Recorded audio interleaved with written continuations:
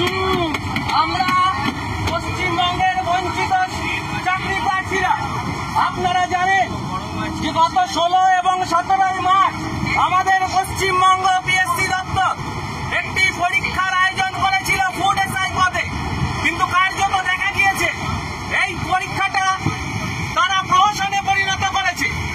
আমার আপনার বাড়ির ছেলে মেয়েগুলো যারা দিন রাত এক করে মাথার ঘাম পায়ে ফেলে পড়াশুনো করে পরীক্ষা দিতে গিয়েছিল, তারা গিয়ে কি দেখতে পেল যে পিএসসির অপদার্থতার সুযোগ নিয়ে পিএসসির চুরির জন্য আমাদের শিক্ষিত যারা বঞ্চিত যারা তারা দেখলো যে পরীক্ষা শুরু হওয়ার 1 ঘন্টার আগে শুধু প্রশ্নপত্র নয়, প্রশ্নপত্র সহ উত্তরপত্র বাইরে বেরিয়ে গিয়েছে।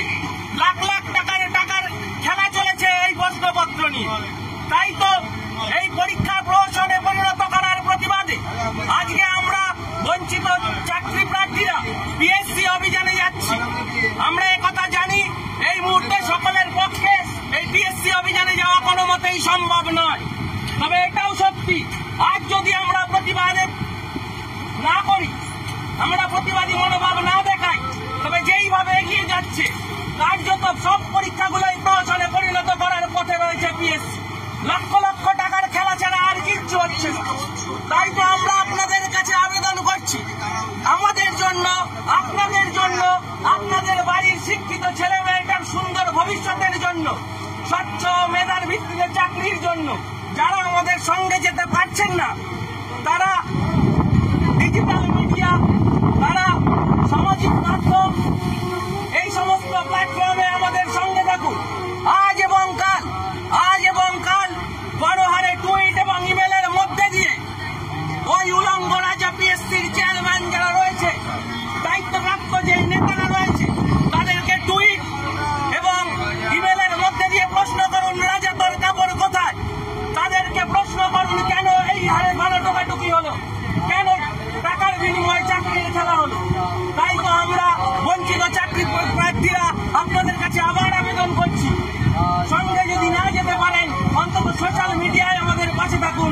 আজ এবং কাল বড় হারে টুইট করে এই পরীক্ষা ক্যান্সেল করে আর স্বচ্ছতার ভিত্তিতে আগামীতে আবার পরীক্ষা নেওয়া হোক এবং একটাই পরীক্ষা হোক, কোনো নর্মালাইজেশন নয়, কোনো টোকাটুকি নয়, টাকার বিনিময়ে কোনো চাকরি নয়, স্বচ্ছতা ও মেধার পরীক্ষার জন্য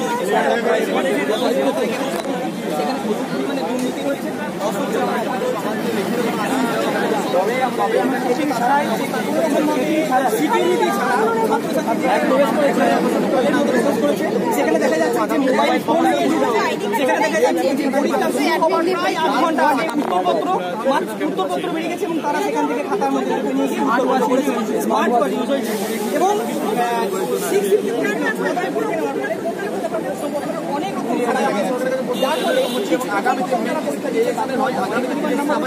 পরের দিকে তারা পরীক্ষা নিয়ে আসে কঠিন হওয়ার জন্য তারা সেভাবে করতে পারেনি।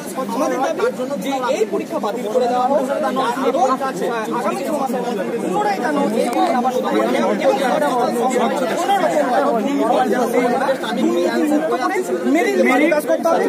উত্তরপত্রে কার্বন কপি দিতে হবে, উত্তরপত্রে বৈমাসিকে কার্বন কপি দিতে হবে, আর তাছাড়া প্রশ্নপত্র স্ক্রিনশট রয়েছে এবং সেগুলো আজ আমরা ডেপুটেশনে জমা দেবো আমাদের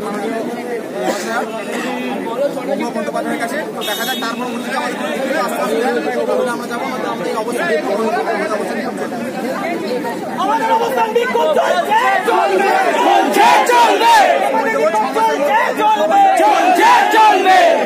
দিতে হবে।